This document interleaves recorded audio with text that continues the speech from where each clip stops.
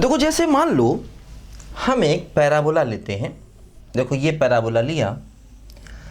अब देखो अगर पॉइंट यहाँ पर है तो मतलब पॉइंट पैराबोला के अंदर है, इसे कहेंगे पॉइंट इनसाइड, है ना, पॉइंट इनसाइड है ना। और S1 हो जाएगा निगेटिव। ठीक, अगर पॉइंट यहाँ पर है तो हम कहेंगे देखो ये पॉइंट पैराबोला के बाहर है, तो S1 क्या हो जाएगा, पॉजिटिव।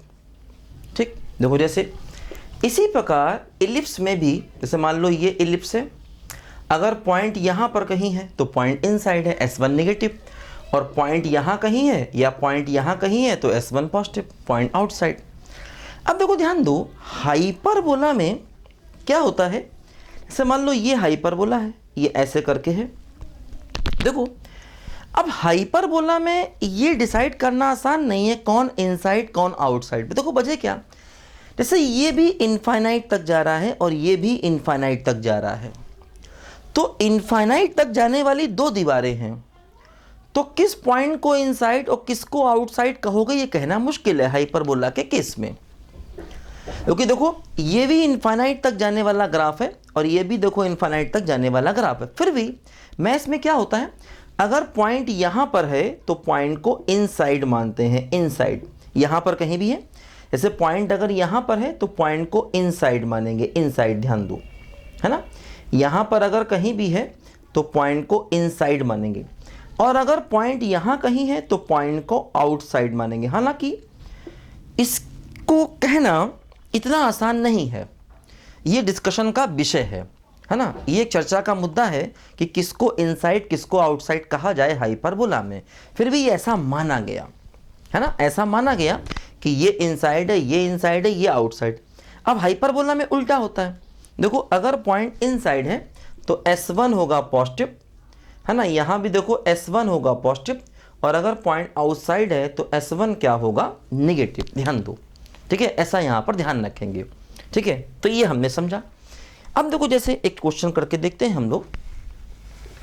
मान लीजिए हमें क्वेश्चन दिया जाए, क्वेश्चन देखो ये है कि find range of alpha if point alpha comma alpha plus 1 is inside of y square minus 3x plus 1 equal to 0, है ना। देखो ये पॉइंट इस कर्व के इनसाइड है, तो बताइए अल्फा क्या होगा। देखो जैसे अब समझ में आ रहा है, ये एक पैराबोला है बेसिकली।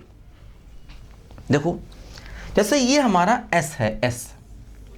अब देखो S1 क्या होगा, S1 क्या होगा, देखो y की जगह रखेंगे अल्फा प्लस 1, ठीक है, और x की जगह रखेंगे अल्फा।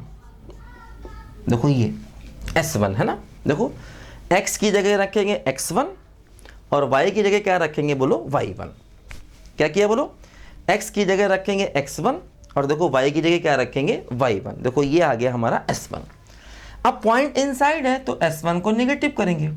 देखो यहाँ से क्या हुआ, अल्फा स्क्वायर प्लस 1 प्लस का 2 अल्फा माइनस का 3 अल्फा प्लस 1 लेस देन 0।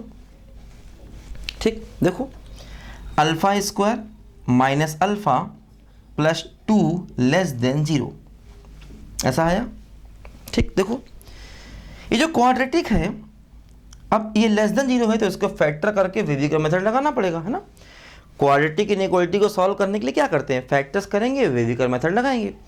क्या इसके फैक्टर हो रहे हैं, देखो नहीं हो रहे हैं। देखो क्या है, एक्चुअली इसमें क्या है, a मतलब 1 पॉजिटिव, d क्या हुआ, देखो b क्या है, -1 का स्क्वायर माइनस 4, a हो गया 1, c हो गया 2, है ना। देखो a हो गया 1, b क्या हो गया -1 और c क्या हो गया 2, है ना। a हो गया 1, b हो गया -1, c क्या हो गया 2। देखो b स्क्वायर माइनस 4ac, देखो ये 1 - 8, देखो ये नेगेटिव आ गया, तो a पॉजिटिव d नेगेटिव।